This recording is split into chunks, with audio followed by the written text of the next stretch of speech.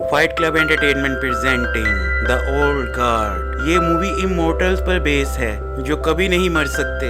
इस फिल्म के शुरू में हम एक एंडी नाम की लड़की को देखते हैं और हम एंडी को मोरक्को में देखते हैं। एंडी यहाँ पर अपने एक फ्रेंड सेबेस्टियन से मिलती है। फिर वो दोनों अपने सेफ हाउस में जाते हैं जहाँ पर उसके बाकी साथी भी मौजूद होते हैं, जिनमें से एक निकी और जो भी यहाँ पर मौजूद होते हैं, और ये सब एक फैमिली की तरह रहते हैं। ये तमाम लोग इमोर्टल्स होते हैं, मतलब जिनकी जिंदगी कभी नहीं खत्म हो सकती, और ये कई 100 सालों से एक दूसरे के साथ मिलकर काम कर रहे होते हैं। फिर अगले सीन में हम देखते हैं कि एंडी और सेबेस्टियन एक CIA एजेंट से मिलने जाते हैं। इस एजेंट का नाम जेम्स है। जेम्स इन्हें मुख्तलिफ तरह के काम बताता है जिससे ये लोगों की हेल्प करते हैं। जेम्स इन्हें बताता है कि सूडान के एक इलाके में चंद अफ्रीकन बच्चों को अगवा करके रखा हुआ है और ये इनकी टीम से हेल्प मांगता है कि ये इनको बचा कर ले आएं। फिर अगले सीन में हम देखते हैं कि जो एंडी, सेबेस्टियन और निकी हेलीकॉप्टर में बैठकर सूडान के लिए निकल जाते हैं। ये अपनी पूरी तैयारी के साथ आए होते हैं। सूडान पहुंचने के बाद वो लोग रात होने का इंतजार करते हैं और रात होने के बाद वो उनकी बेस में घुस जाते हैं। बेस में घुसते ही कुछ गार्ड्स इनके ऊपर हमला कर देते हैं। ये उन गार्ड्स को खत्म करके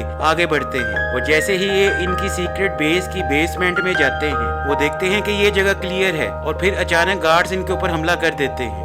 गार्ड्स इन पर गोलियों की बरसात कर देते हैं और एक एक करके ये सब जमीन पर गिर जाते हैं। गार्ड्स को लगता है कि ये सब मर गए हैं, लेकिन वो इनकी इमोर्टैलिटी से नावाकिफ होते हैं। जैसे ही वो गार्ड्स वापस मुड़ते हैं, एंडी और उसकी टीम उठकर उन गार्ड्स के ऊपर हमला कर देते हैं और उनको खत्म कर देते हैं। फिर इनको पता चलता है कि ये एक ट्रैप था और अब इनकी इमोर्टैलिटी रिवील हो गई है। CIA ऑफिसर ये सब देख रहा होता है। वो इस फुटेज को सेव कर लेता है क्योंकि वो इनकी सच्चाई जानने की कोशिश कर रहा होता है। दूसरी तरफ एंडी और उसकी टीम डिसाइड करती है कि अब उनको अंडरग्राउंड हो जाना चाहिए क्योंकि इनकी इमोर्टैलिटी रिवील हो गई होती है। फिर अगले सीन में हम देखते हैं अफगानिस्तान में US आर्मी को, और यहाँ पर हमें एक नाइल नामी लड़की दिखाई जाती है। नाइल US आर्मी के साथ यहाँ पर एक मिशन पर होती है। नाइल यहाँ पर एक टेररिस्ट को ढूंढकर उसे शूट करती है और जैसे ही वो उसे शूट करती है, फिर वो उसे बचाने की कोशिश करती है। वो टेररिस्ट मौके का फायदा उठाते हुए चाकू से नाइल की गर्दन पर वार करता है और उसे जख्मी कर देता है।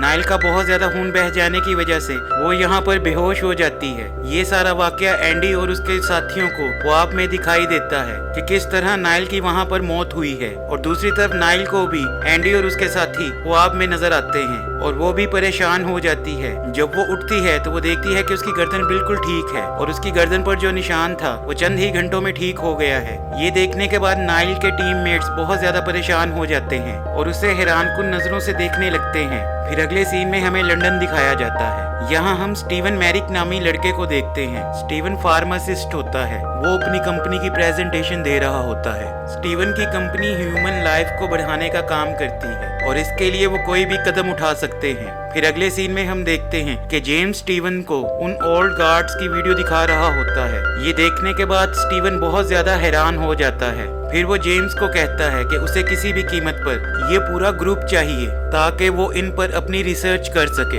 फिर अगले सीन में हम देखते हैं नाइल का सीनियर ऑफिसर उसे फर्दर टेस्ट के लिए जर्मनी जाने के लिए कहता है। ये सुनकर नाइल काफी ज्यादा परेशान हो जाती है। फिर वो एयरपोर्ट्स लगाकर सॉन्ग सुनना शुरू कर देती है। फिर वहाँ पर नाइल को किडनैप करने एंडी आ जाती है। एंडी नाइल को गन पॉइंट पर लेकर उसे बेहोश कर देती है। फिर वो उसे आर्मी ट्रक में रखकर अपने साथ ले जाती है। उस ट्रक में जैसे ही नाइल को होश आता है, वो उस ट्रक का ट्रंक ओपन करके बाहर कूद जाती है। फिर वो वहाँ से भागने की कोशिश करती है, लेकिन पीछे से एंडी उस पर गोली चला देती है। गोली लगने के बाद नाइल दोबारा से उठकर खड़ी हो जाती है। वो ये देखकर बहुत परेशान होती है। एंडी उसे कहती है, मेरे साथ चलो, मैं तुम्हारे तमाम सवालों का जवाब दूंगी। फिर नाइल उसके साथ जाने को तैयार हो जाती है। फिर ये दोनों प्लेन में बैठकर फ्रांस के लिए निकल पड़ते हैं। ये दोनों फ्रांस पहुंच जाती हैं। फिर एंडी नाइल को अपने दोस्तों से मिलवाती है। फिर वो नाइल को अपने दोस्तों से इंट्रोड्यूस करवाती है। एंडी यहाँ पर बताती है कि ये सब कई 100 सालों से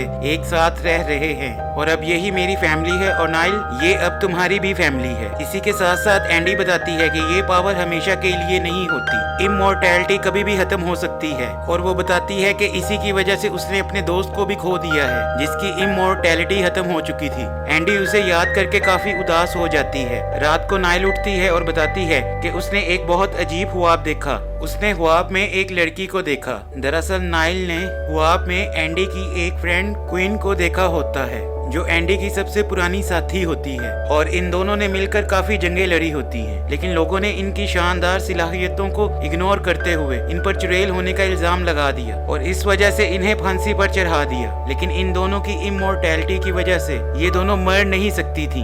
ये दोनों एक साथ होने की वजह से ज्यादा ताकतवर होती थी और इसी वजह से वहाँ के लोगों ने इन दोनों को अलहदा करने का फैसला किया। फिर इन्होंने क्वीन को एक लोहे के ताबूत में बंद करके समंदर की गहराइयों में फेंक दिया और क्वीन हमेशा हमेशा के लिए समंदर में कैद हो गई, जिसका अफसोस एंडी को आज तक होता है क्योंकि एंडी उसे बचा नहीं सकी। फिर हम देखते हैं स्टीवन के आदमी इनके सेफ हाउस पर हमला कर देते हैं। फिर एंडी फायरिंग की आवाज सुनकर दूसरी तरफ जाती है, जहां पर वो जाकर देखती है कि सेबेस्टियन जख्मी है। फिर वो अपने बाकी के टीम मेंबर्स को बचाने के लिए यहाँ से भाग जाती है और ये सारा मामला जेम्स सीसीटीवी फुटेज पर देख रहा होता है। फिर हम देखते हैं कि एंडी इन लोगों से फाइट कर रही होती है और पीछे से एक आदमी चाकू से एंडी पर वार करता है, लेकिन एंडी इन सबको खत्म कर देती है और नाइल को लेकर यहाँ से भाग जाती है। दूसरी तरफ जो और निकी स्टीवन के आदमियों के कब्जे में आ जाते हैं। वो जो और निकी को बहुत मारते हैं। फिर जो और निकी इन सबको खत्म कर देते हैं। जैसे ही जो और निकी एयरपोर्ट पर पहुंचते हैं,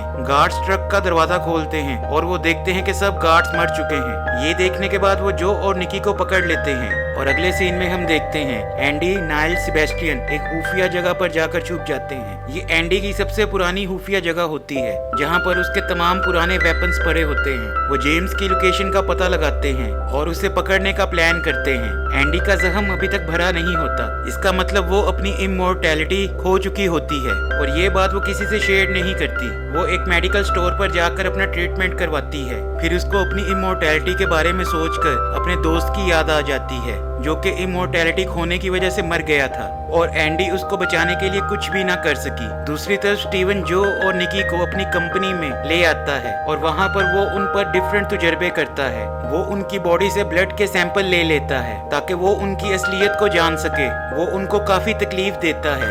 ये सब देखकर जेम्स स्टीवन को रोकता है और उसे इन सबको छोड़ने का कहता है। ये सुनने के बाद स्टीवन जेम्स को धमकाता है और कहता है बाकी सबको भी लेकर आओ वरना मैं सबको मार दूंगा। अगले सीन में हम देखते हैं कि नाइल अपनी फैमिली को मिस कर रही होती है। वो एंडी को अपनी फैमिली की तस्वीरें भी दिखाती है और वो कहती है कि वो बस एक आखिरी दफा अपनी फैमिली से मिलना चाहती है। एंडी उसे मिलने की इजाजत दे देती है। फिर वो नाइल को एक गन देती है ताकि वो अपनी हिफाजत कर सके। इसके बाद एंडी और सेबेस्टियन जेम्स को पकड़ने के लिए इसके घर रवाना हो जाते हैं। रास्ते में जाते हुए नाइल को काफी ज्यादा गिल्ट महसूस होता है। वो सोचती है कि उसे वापस जाकर इनकी हेल्प करनी चाहिए। जब वो एंडी की गन निकालकर उसका मैगजीन चेक करती है तो वो देखती है कि मैगजीन में गोलियां नहीं और ये गन सेबेस्टियन ने एंडी को दी थी। वो समझ जाती है कि एंडी खतरे में है। अगले सीन में हम देखते हैं एंडी जेम्स के घर पहुंच जाती है और उसे गन पॉइंट पर ले लेती है। सेबेस्टियन बड़ी चालाकी से एंडी पर फायर कर देता है। एंडी के गिरते ही सेबेस्टियन उसे बांध देता है। वो एंडी से कहता है कि वो ये सब कुछ सबके भले के लिए कर रहा है ताकि हम सब इस दर्द भरी जिंदगी से छुटकारा पा सकें और सुकून की मौत मर सकें। लेकिन तभी उसको पता चलता है कि एंडी की इमोर्टैलिटी खत्म हो चुकी है। ये देखकर वो बहुत परेशान हो जाता है। अभी वो इस परेशानी में होता है कि यहाँ पर स्टीवन और उसके आदमी आ जाते हैं और स्टीवन मौके का फायदा उठाते हुए इन दोनों को अपने कब्जे में ले लेता है और अपनी कंपनी में ले जाता है। वहाँ वो एंडी और सेबेस्टियन को जो और निकी के साथ बांध देते हैं और इन दोनों को भी एक्सपेरिमेंट के लिए यूज करते हैं। अगले सीन में हम देखते हैं कि नाइल जेम्स के घर पहुंचकर उसको गन पॉइंट पर ले लेती है और जेम्स को कहती है कि तुम्हें इसकी सजा जरूर मिलेगी। लेकिन जेम्स निकी को कहता है कि वो ये सब इनके भले के लिए कर रहा था। इसके बाद नाइल जेम्स के साथ मिलकर एक प्लान करती है जिससे वो इन सब को छुड़वा कर ले आएंगे। नाइल और जेम्स स्टीवन की कंपनी में पहुंच जाते हैं। वहां जाने के बाद नाइल जेम्स से उसकी गन ले लेती है ताकि फिर से वो इसे धोखा न दे सके। अगले सीन में हम देखते हैं कुछ गार्ड्स नाइल को गन पॉइंट पर ले लेते हैं। फिर वो उसे शूट कर देते हैं। उसके गिरने के बाद वो समझते हैं कि नाइल मर चुकी है